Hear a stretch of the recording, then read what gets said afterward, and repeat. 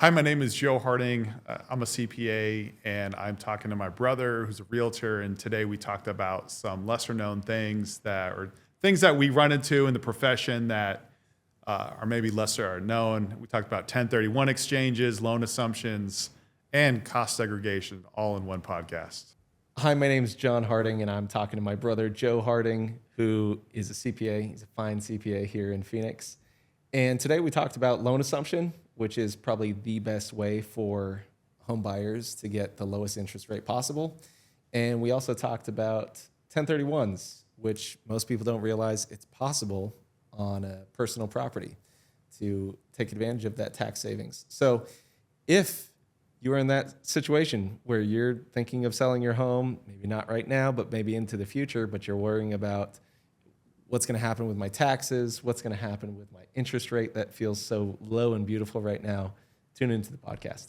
So we were just talking about all these things that no matter what profession you're in, every now and then you come across what feels kind of like a secret. Like it's not fully the hidden knowledge, but you're coming across things that probably other people aren't coming across, or really it's just very much in the weeds, misconceptions, that sort of thing.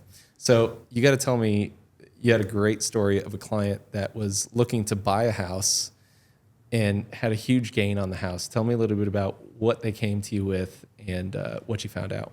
Yeah. So like you said, every now and then it's there are things that are talked about and concepts that kind of get thrown around, but you don't really know this. Sometimes this you get something comes across your desk and you're like, oh wow, you really have to think about it. And maybe those are they may not work for everyone, but in some cases it's like, wow, it may create a planning opportunity for someone who may not know it. And one of those things was, so I get a text from somebody and they're looking to buy a new home, mm-hmm. and they've have a pretty substantial gain in their current house. So it's like $1.1 million. That's quite a gain. So they struck rich through real estate. One transaction. Yeah. And so they were under the impression that, hey, this $1.1 million gain is going to be tax-free because it's their personal residence. Mm-hmm. And that's just kind of what they thought. Well, and so really it's for them, they're a married couple. So it's $500,000. For single, it's $250,000. So of the 1.1 for them, 1.1, 600,000. So 500,000 would be excluded. They'd pay no tax on 500,000, but 600,000 is now long-term capital gains with, mm-hmm. There's other taxes too. So it's about, here in Arizona, about 25% tax that they're going to have to pay on $600,000. Well, they came back and they said, well, can I do a 1031? Which you hear 1031 kind of thrown around all the time. Sure. And usually with a 1031 exchange, you can't do it on your personal home. But what I knew about them is that they had been using a home off. They've been deducting a home office over the course of living in the house. And so I had to do some research and make a call to somebody who's a 1031 expert and say, hey, like from what I'm seeing, I think you do a little bit of both. You can get the $500,000 gain exclusion, and what can we do with the 1031 part? And so sure enough, I learned that you can do both. So you can get the full exclusion. You never pay tax on $500,000, and then you can get a portion of it. In a 1031. So I guess that kind of goes into what is a 1031 exchange. Sure. Which is just, you're kicking the can down the road. Yeah. And it's typically for investors. They've got a personal property, let's say it's long-term rental. And for most, as they're looking at a 1031, there's a lot of misconceptions, certainly. One of them is that, let's say you own commercial property, you can't 1031 for long-term residences, like long-term rentals rather. And that's one common misconceptions for sure. You can, if it's real estate, you can do real estate for real estate. So if you can go from a commercial building into putting that into, let's say, 10 rentals if you really wanted to. If you had a huge gain, you could roll that into the next property. Go from commercial to residential, or residential to commercial. That's right. Yeah. Okay. Yeah, and then, but even in the situation that you're talking about, I would have thought the same thing, because typically the personal property, your personal residence is not going to be part of that 1031 exchange transaction, because it's an investment or a commercial transaction. Yeah. So they were able to take just the portion of the sale that is the office in 1031 that. Yeah. How are they able to prove that to? Yeah. And that's one of the things I learned was, hey, one of the things you want to do is when you get an appraisal of your home is see if they can kind of carve out the value of the home office. And a lot of times people will just estimate. So they'll estimate what their home office is. So like for instance, let me just give you an example. So let's just so we can do the math in our heads. Let's just say it was $1 million gain, and so 500,000 was going to be excluded, and then other 500,000 we got to pay long-term capital gains tax on. Let's just look at the capital gains. We'll talk about depreciation and capture here in a second, but let's just look at the long-term capital gains. So let's just say in this example, let's just say they've been depreciating 15% of the value of their home. They figured out the square footage of their home office and the square footage of the home. Let's just say it's 15%. Well, in this case, they could get the $500,000 exclusion and then take the entire gain, and 15% of that, which is 150,000, they can kick down the road, right? They can defer. So there's tax savings, which means you don't pay tax, and there's tax deferral. Yeah. This is tax deferral. Tax savings ever. We'd What's never that? want to be taxed. Yeah, exactly. It's like never ever. Like what is that movie? Armageddon. Yeah. Yeah, so we'd never want to be taxed on this again. Well, with a 1031, you kick it down, you kick this thing, and the idea is that you keep kicking that can, indefinitely until it rolls into your estate or something. So, and then your state has to deal with all of it. So, but in this case, so let's just say it was, we figured everything out. Well, what you could do is take $150,000 and kick that down the road. And I think when you look at the tax savings on $150,000, especially if you're a high earner, to take 25% of $150,000 and defer that gain, that's going to give you some wiggle room to kind of play with. I mean, that's more cash that you're going to have now that you're able to invest or do whatever with. There's also another thing too. A lot of times when you do a home office, a lot of people don't realize this, is that there is a depreciation recapture part of your home office, because a lot of times if you're depreciating your home office, you don't realize, but it could be $10,000, $20,000, $30,000 over time, where now you have to pay income tax on the depreciation recapture. And what the 1031 allows you to do is also kick that down. That allows you to defer that part as well. Oh, wow. So you don't have to pay that up front. So, a lot of CPAs will discourage the home office deduction. There's kind of like there's a de minimis, or like a safe harbor amount, or I can't remember the actual name off the top of my head. There's an amount that you can take, or you just take the square footage of your office versus the home, and it's just like $700 or something like that. Yeah. Well, a lot of CPAs will discourage people from actually depreciating their home. There's two methods when you do the home office deduction, and one of them is you can actually take the value of your home. You take you split the land, the building, and then figure out whatever that home office portion is, and then you depreciate that over 39 years. It's not a whole lot, but if you're doing it for years, it could add up.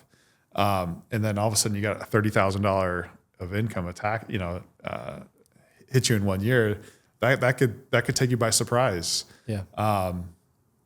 So yeah, I'm not sure where I was going with that, actually. Other than to say that oh yeah, so CPAs will tell you Don't do that. don't do it because you're going to have depreciation recapture. Right. Well, they're also not telling you that you can Or 1031 you that can into the new 1031. home. Right. Well, Yeah. what I found when talking to a 1031 exchange expert is that there's a lot of things about a 1031 that you really have to know a 1031 expert Yeah, for sure. because it's so intricate. The law Yeah. is always changing. Yeah. And actually, the lady that was presenting to us, she had a bunch of slides. She's like, do not take pictures of these slides. They're intellectual property. Like, this is going to change so soon, and I don't okay. want to be held to anything that I'm sharing. It is So a more intense Yeah, thing. that's how she gets you to actually really pay attention. Yeah, exactly. Yeah. You can't just snap photos and move on. She's like, this is secret knowledge here. So you're like, yeah. oh. The wizard. Yeah, exactly. Oh, man. Sounds like she did a good job. Yeah, she was Yeah. good. Yeah. It's funny.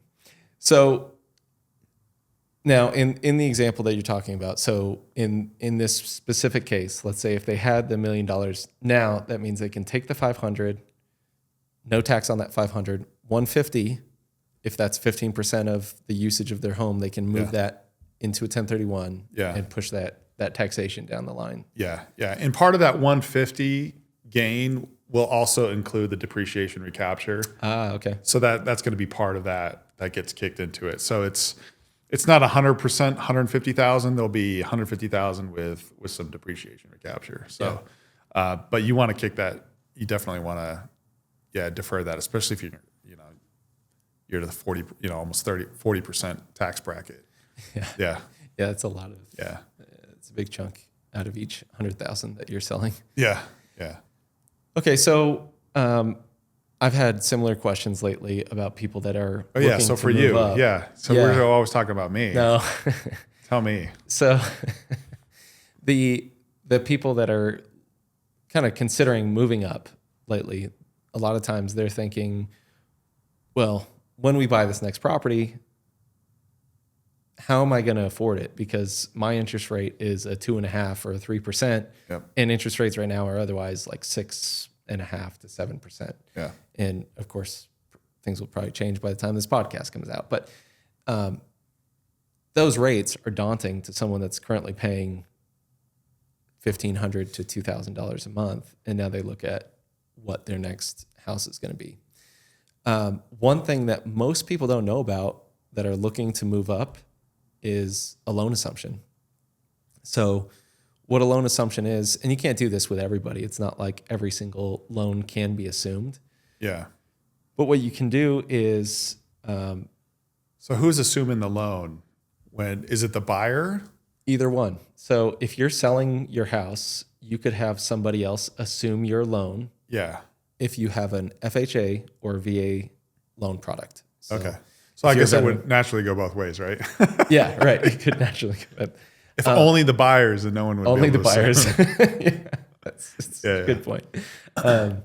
So when you do that, it's not like a subject to financing or some other like seller financing where the name still stays, the seller's name still stays on the mortgage or anything. It's just totally transferred. It's a full exchange of liability, everything. So with subject to financing, it can be pretty dicey, right? Because I'm still paying the mortgage. You're buying my house. I'm still paying the mortgage, but you're paying me so that Yeah. I pay the mortgage. Yeah. And if you stop paying and you're basically just a bad tenant, then I'm done for. Like Yeah. I still have to pay the mortgage. Is that assigning the mortgage when you assign it? Or I don't know if I'm saying the right terms. Like what you're talking about, where you kind of like somebody else is paying it and now you're ultimately responsible. Yeah, so that's like a subject to Oh, okay. financing arrangement. And so the bank could potentially call based on what's called a due on sale clause. So they have written in their arrangement with every buyer, hey, when you sell this house, we need to get paid off, Yeah. which makes all the sense in the world. Like, of course, Yeah. you need to pay off the people that are currently holding your mortgage, other than when the person that's buying that property is going to continue paying that mortgage because your terms are so good. In this case, with an assumed loan, you are taking over my loan entirely. Yeah. Which is pretty sweet because let's say I've been paying this loan for the last 2 or 3 years. You could then, well, instead of a 30-year mortgage, now you got a 27-year mortgage. Yeah. And instead of a 7% rate, you've got a 2.6% rate. So you can only assume the balance.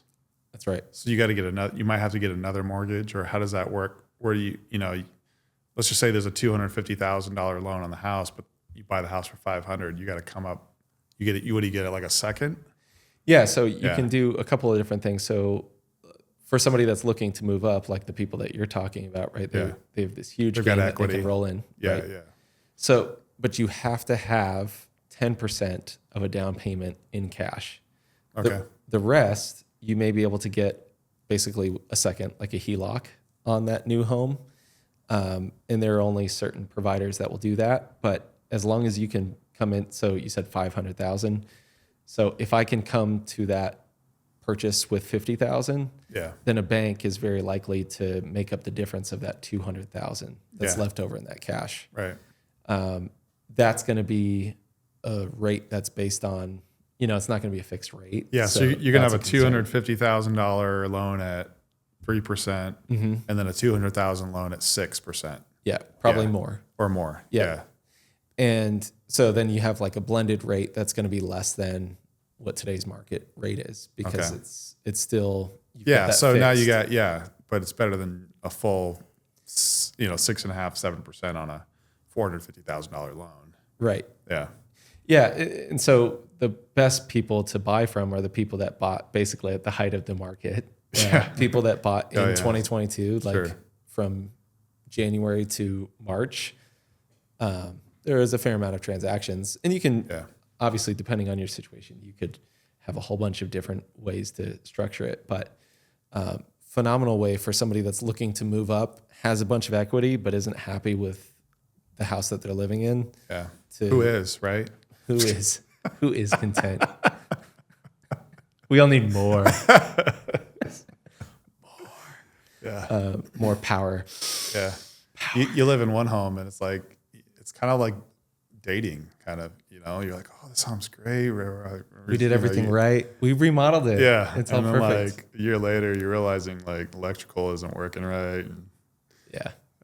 Oh, well, sorry. It's so true. I mean, you kind of you're kind of like, this is the dream, and then it's ownership, so you gotta take care of it. It's quite true. It's pretty funny. So it's especially helpful. Let's say you're an investor, like let's say your clients, right? They want to take that money that they're taking from their current home and they're buying another. If they wanted to split that $1 million, what they could do was take 500, roll that into the next one tax-free, and then that additional 500 or whatever, they could put that into investment properties too. And especially that 150 that they're taking in the 1031, they could roll that into a nice investment property. Let's say they're done working.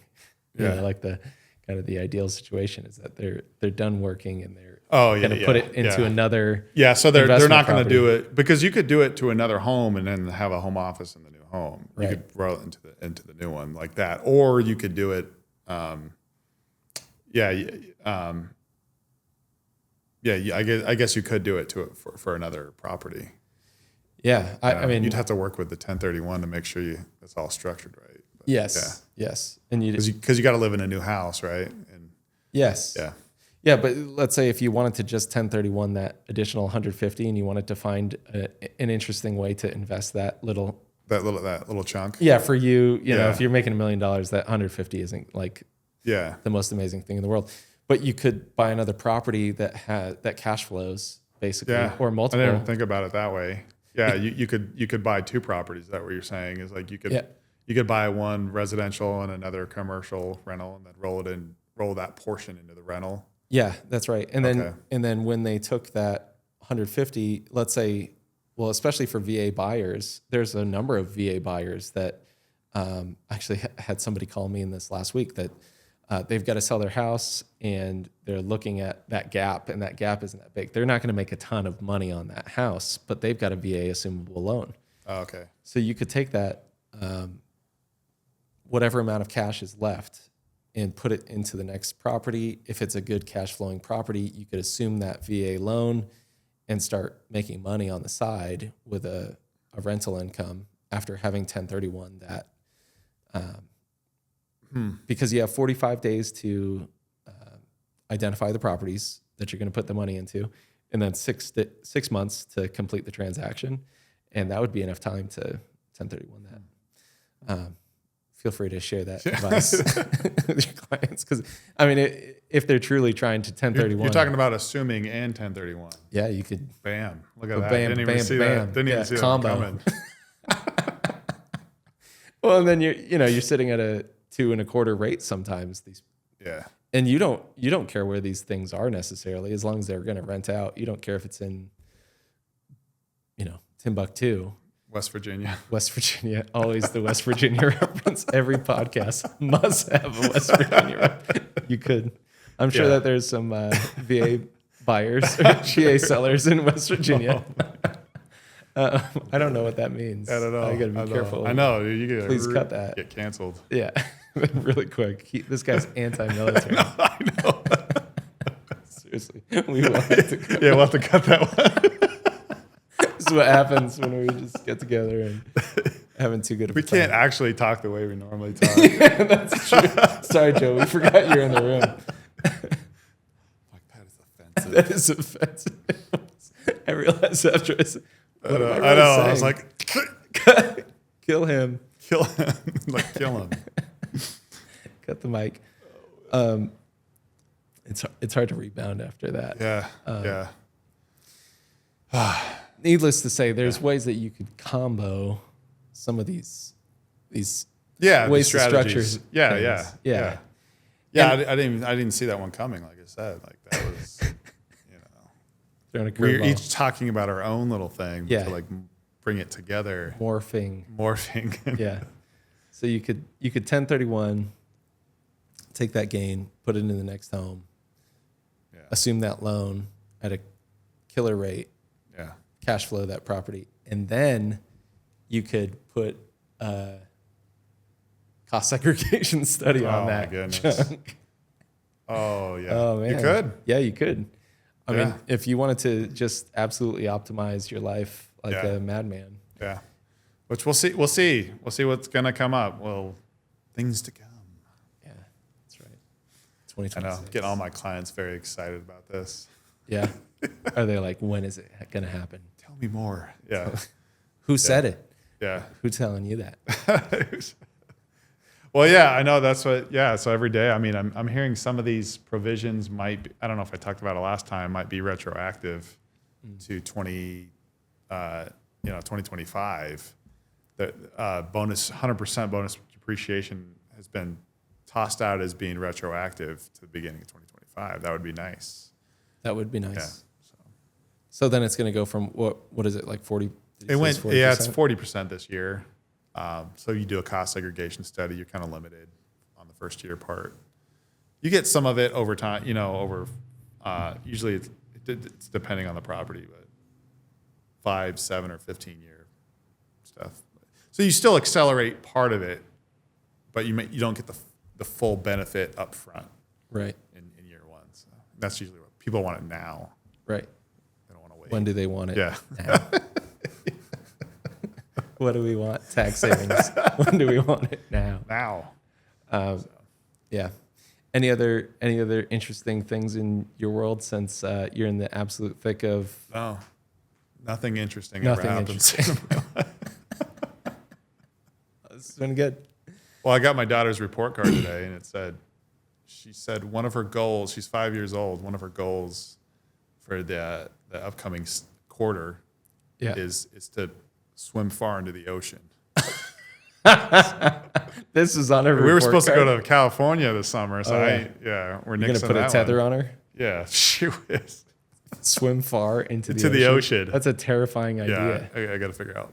I just learned about that today. Yeah. Next is a psychologist. Yeah. Discussion. hey, my daughter said that she wants to swim far into the ocean. Most psychologists are messed up in the head. So Yeah. Well, that's what I've learned. So. ain't that the truth? Yeah. Okay. Well, let's. Okay. We're at the marker. I think we right. got what we needed. Yeah, I think so. Yeah, we talked about the two things we talked about on the way here. So. That's all we had. It's really all I had.